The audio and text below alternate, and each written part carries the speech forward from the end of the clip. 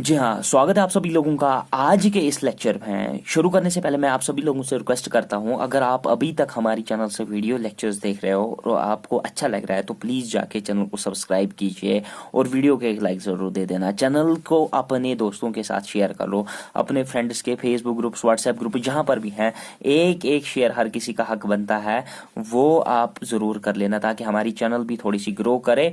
तो ये आपकी एक ड्यूटी बनती है। आई होप कि यू विल डू दैट, कि आप सारे लोग फेसबुक पे, जहां पर भी, टेलीग्राम, व्हाट्सएप जो भी आप चलाते हो, कम से कम एक एक ग्रुप में शेयर करोगे। तो आइए शुरू करते हैं आज का वीडियो, जो है लेक्चर नंबर 11।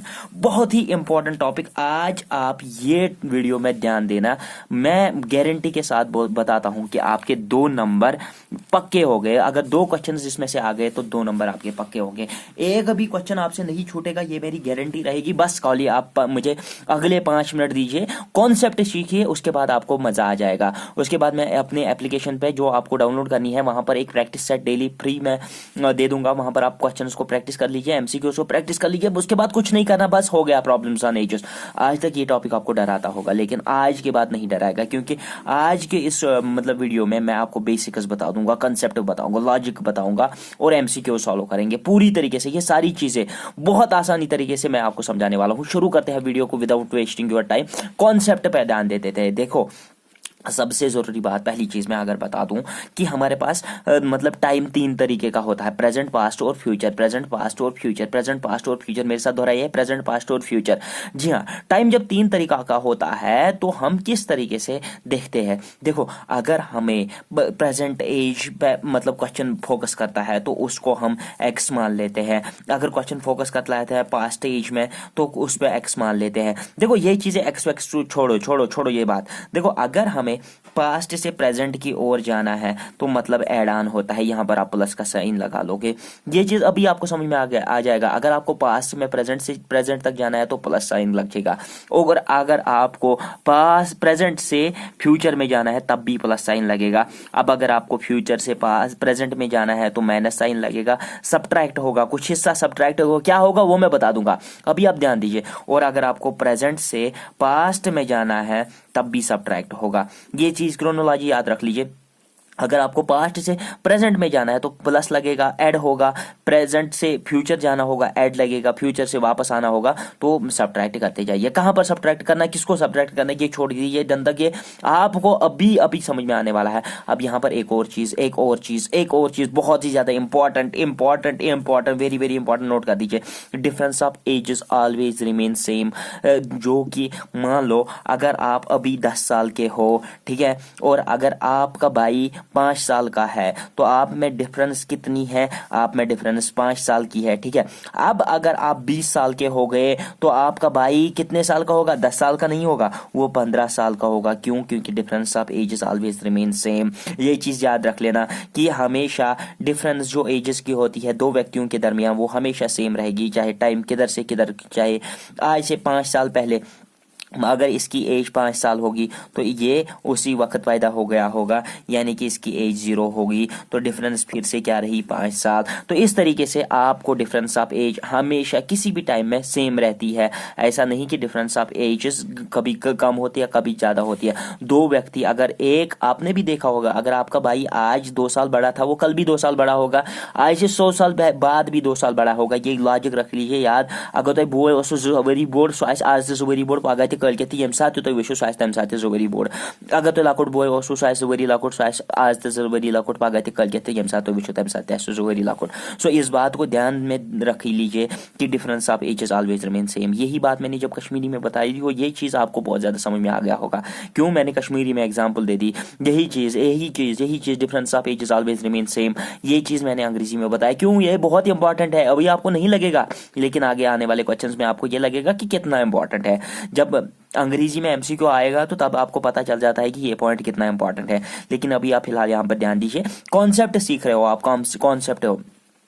जिसकी एज पूछी गई हो, यहां पर याद देख लें, मैंने उर्दू में ही लिखा है, जिसकी एज पूछी गई हो उसको एक्स मान लेना, जिसकी एज पूछी गई हो उसको एक्स मान के चलना। क्वेश्चन में जहां पर भी कुछ भी किसी की भी एज मान पूछी गई हो उसी को एक्स मान लेना, आगे बढ़ना क्वेश्चन में, सवाल को खुद ब खुद आपको आंसर आ जाएगा। आइए अब करते हैं कुछ प्रैक्टिकल क्वेश्चंस जहां से आपको पता चलेगा कि हमें आता है कुछ या नहीं आता है। तब तक वीडियो को एक कमेंट कर लीजिए जब तक मैं पेज टर्न नाम कर लेता हूं। हाँ जी, कर दी कमेंट आप सभी लोगों ने। चलिए ध्यान दीजिए, ध्यान दीजिए, ध्यान दीजिए। यहाँ पर क्वेश्चन आपके स्क्रीन में 50 रुपए के लिए शो हो रहा है, तो देखते ही लपट पड़िए इस क्वेश्चन पे। देखो देखो देखो देखो, यहाँ पर क्वेश्चन क्या है, what is Ram's present age. तो पूछा क्या गया है, राम्स प्रेजेंट एज, तो इसको क्या रखना है, कॉन्सेप्ट में हमने सीखा सर इसको एक्स रख लेना है। उसके बाद आगे बढ़िए, इफ आफ्टर 10 ईयर्स, तो आपको कहाँ जाना है, आफ्टर 10 ईयर्स मतलब यहाँ पर जाना है, आगे जाना है। आफ्टर आज के बाद, चाहे वो प्रेजेंट की बात कर रहा है पास्ट से, या मतलब ये प्रेजेंट एज की बात हो रही तो एक्स, तो हमें कहाँ पर जाना है, फ्यूचर में जाना है। आफ्टर 10 ईयर्स तो क्या होगा, एक्स प्लस 10 होगा सर, प्रेजेंट एज से बाद 10 साल होगा। तो ये चीज हमें समझ में आ गई। ये देखो पढ़ते पढ़ते कॉन्सेप्ट यहाँ पर यूज हो रहा है। After 10 years, his age will be 5 times of his age 5 years back। तो अब ये x माइनस 5 कब एज उसकी थी, जब वो 5 साल पहले था। ये इसकी प्रेजेंट एज है। उसने कहा कि 10 साल बाद, 5 साल पहले, ये चीज़ें, दो चीज़ें उसने कही, 10 साल बाद, 5 साल पहले, 10 साल बाद, 5 साल पहले। तो ये चीज़ें इसने सवाल में कही है। अब आपको पूछा क्या गया है, आपको पूछा गया है कि इसकी प्रेजेंट एज हमें बताओ, किसकी प्रेजेंट, राम्स प्रेजेंट एज हमें बताओ। इफ, अब यहाँ पर क्वेश्चन में इक्वेशन एक बनती है जिससे ये क्वेश्चन सॉल्व हो जाएगा। अब ये बोलता है, क्या बोलता है कि आज के बाद 10 साल, if 10 years, if after 10 years, ठीक है, if after 10 years his age will be 5 times of his age 5 years back. तो ये चीज आप समझ लीजिए, ये क्या बोल रहा है, ये बोल रहा है कि अगर इसकी एज 10 साल बाद देखेंगे वो 5 गुना होगी किस एज के, जो इसकी एज थी 5 साल पहले, प्रेजेंट एज से 5 साल पहले। प्रेजेंट एज क्या मानी थी हमने, एक्स मानी थी। एक्स के बाद 10 साल गुजर जाने के बाद जो इसकी एज होगी वो बेटा 5 गुना एज के बराबर होगी कितनी, जब इसकी 5 साल पहले की एज देखेंगे। ये चीज आपको समझ में आना चाहिए।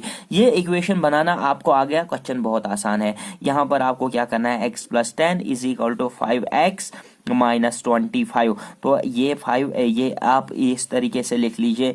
तो ये हो गया x plus 10 is equal to 5x minus 25। यहाँ पर ध्यान दीजिए क्या करना है, क्या करना है, ये इधर लिखेंगे हम 5x minus 25 is equal to x plus 10। बहुत आसान करने के लिए, मैं आपकी आसानी के लिए मैंने ये इसको इधर लिखा, इसको इधर लिखा, कोई परवाह नहीं। तो यहाँ पर 5x माइनस x, ये इधर गया माइनस गया।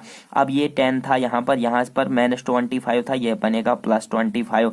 तो ये आ गया 4x इज इक्वल टू 35। तो x is equal to 4, x is equal to 35 upon 4। तो 4 8 ज़ 32, 4 7 ज़ 35, और ये आएगा इस तरीके से 8.75।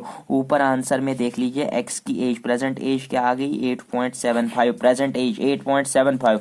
अब ऊपर आपको देखना है क्वेश्चन में, ऑब्जेक्टिव्स में जो MC मतलब ये दिए गए चॉइसेस दिए गए, इसमें 8.75 कहाँ पर है, ये नहीं है, ये नहीं है, ये है 8.755 तक उसने एक ही डिजिट तक लिया है। तो आपको आंसर यही लिख के आना है।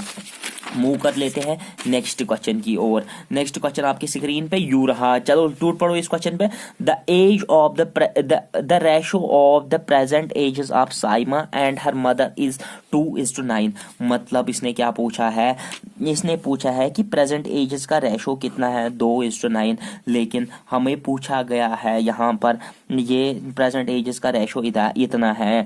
The mother's age at the time of साइमा's बर्थ वाज 28 ईयर्स। जब माँ की उम्र कब थी, 28 साल, जब साइमा ने जन्म लिया था, मतलब साइमा की उम्र 0 थी उस वक्त। फाइंड द प्रेजेंट एज, आपको प्रेजेंट एज निकालना है। तो हम क्या करेंगे बेटा, प्रेजेंट एज के लिए क्या लिखेंगे, एक्स लिखेंगे। किस तरीके से लिखेंगे, लेकिन इसने बताया है कि प्रेजेंट, आप लिखो लेट आप इस तरीके से लिखो लेट, मतलब ये क्वेश्चन इस तरीके से सॉल्व करना है। जब आपको रेशो में क्वेश्चन दिया गया है, जो प्रेजेंट एजेस का रेशो होगा ना, उसको 2x:9x अगर लिखोगे वो भी वही होगा, क्योंकि x कटेगा, 2:9 वही फिर से रहेगा। x क्यों लिखते हैं हम? क्योंकि हमें क्वेश्चन सॉल्व करना होता है। तो हम क्या लिखेंगे, लेट साइमास प्रेजेंट एज कितनी होगी, साइमास प्रेजेंट एज 2x, और मदर्स प्रेजेंट एज कितनी होगी, 9x। ठीक है, 2x साइमा की प्रेजेंट एज होगी, 9x मदर की ये होगी। अब इसने कहा है, क्या कहा है कि mother eight the time of, ये ध्यान दीजिए, देखो यहाँ पर वो कॉन्सेप्ट यूज होता है जो मैंने आपको बताया था कि आपका भाई आज 2 साल बड़ा होगा, वो कल भी 2 साल बड़ा होगा।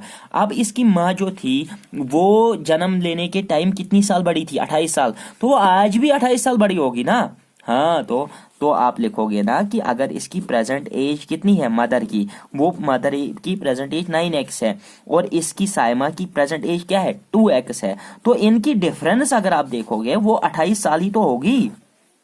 समझ में आ रही है बात? मैं बोल रहा हूँ कि डिफरेंस ऑफ एजेस हमेशा सेम रहती है। अगर प्रेजेंट एज मदर की ये थी, मान लो अगर मदर 50 बरस की थी, उससे मतलब जो बेटी थी वो कुछ बरस की थी, इज इक्वल टू 28, क्योंकि हमेशा इनकी डिफरेंस जो थी वो 28 साल ही रहेगी, क्योंकि पहले जब वो 28 साल बड़ी थी वो हर दिन 28 साल ही बड़ी रहेगी। तो वही मैं प्रेजेंट पे कैलकुलेट कर रहा हूँ। 9x - 2x is equal to 28, तो क्या आएगा, 7x इज इक्वल टू 28। बहुत आसान, x इज इक्वल टू 7 1 जा 7 4 जा, तो x क्या आएगा आपका, 4 आएगा। लेकिन ये आंसर नहीं है। क्यों नहीं है? क्योंकि साइमा की प्रेजेंट एज क्या थी, 2x थी। साइमा की प्रेजेंट एज क्या थी, मदर की प्रेजेंट एज क्या थी, 9x थी। तो x के बदले क्या डालोगे, 4 डालोगे। 2 × 4 क्या हो गया, 8 साल की थी साइमा प्रेजेंट में, और मदर कितनी थी, 9 × 4 कितना होगा, 36। तो मदर कितने साल की थी, 36। बेटा समझ में आ गया? ऐसे क्वेश्चंस प्रैक्टिस कर लेना, जो मैं क्वेश्चन सेट दे रहा हूँ एक बार प्रैक्टिस करोगे ना तो बहुत आसान लगेगा। फिर से रिपीट करता हूँ आपका कंसेप्ट और डाउट क्लियर करने के लिए। मैंने उसका रेशो जो था, उसका रेशो के साथ x जोड़ दो, उनकी प्रेजेंट एज रख लो। ठीक है, यही रखा मैंने। उसकी साइमा की प्रेजेंट एज 2x, क्योंकि 2:9 था, मदर की प्रेजेंट एज 9x रखी। उसके बाद हमने उन दोनों की एज का पहले से डिफरेंस दिया गया था कि 28 साल है, तो वही 28 साल मैंने उनकी प्रेजेंट एज का डिफरेंस लिया। डिफरेंस लेने के बाद मैंने इक्वेशन को सॉल्व किया, x निकला मेरा 4। उसके बाद मैंने देखा साइमा की प्रेजेंट एज 2x थी, तो मैंने 2 × 4 किया, 8 आया। मदर की एज 9 × x थी, 9 × 4 किया, क्या आया, 36। प्रॉब्लम्स ऑन एजेस बहुत आसान है ना? कमेंट में लिख दो। यहाँ पर चलते हैं एक और क्वेश्चन के पास। एक और क्वेश्चन क्या कहता है, यहाँ पर बहुत ही अच्छा क्वेश्चन है। The total age of x and y is 15 years.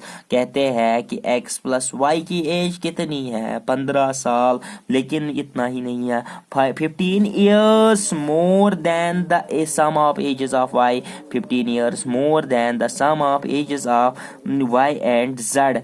तो ये बोलता है कि इनकी एज जो टोटल एज थी सम करके वो इतने के एज के बराबर थी, इन दोनों की एज प्लस 15 साल के बराबर है।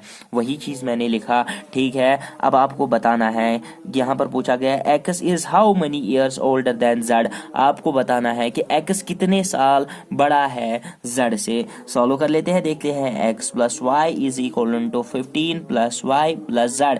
देखो ये y इधर कटेगा, इधर से कट जाएगा, आपके पास क्या आएगा, x - z is equal to 15 years. मतलब x कितने साल बड़ा है, x की एज z की एज x में से काट के कितना बचता है, 15। वही पूछा है, x is how many years older than z, कितना साल बड़ा है z से। तो ये x इससे z से 15 साल बड़ा है। तो आपका आंसर क्या होगा, आपका आंसर होगा 15। Now moving to the next question. बहुत आसान क्वेश्चन है, बहुत अच्छा क्वेश्चन है, आप इसको फोकस कीजिए। इस टाइप के क्वेश्चन सॉल्व कर लेना बहुत आसान है। फिर से वही वाला क्वेश्चन, रेशो वाला क्वेश्चन, बहुत आसान है। रेशो हमें आता है तो किस तरीके से करोगे, the ratio of present age of Ram and Shyam is 2:1। तो राम और शाम को पूछा गया है रेशो क्या है 2:1। तो राम की प्रेजेंट एज क्या है, राम की प्रेजेंट एज 2x है और शाम की प्रेजेंट एज क्या है x है, 1x है। ठीक है, ये हमने यहाँ पर ले लिया। अब उसके बाद क्या पूछता है, after 30 years the ratio of their edges is 7:6।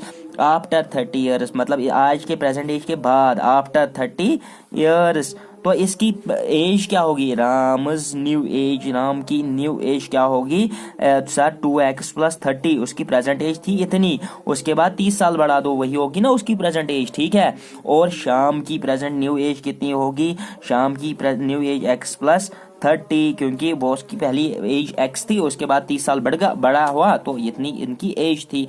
अब इसी क्वेश्चन में पूछा गया है इन दोनों की एज का रेशो 30 साल बाद क्या निकलता है, ये डिवाइड बाई ये करने के बाद ये निकलता है 7/6। अब इस चीज को हम सॉल्व कर लेते हैं।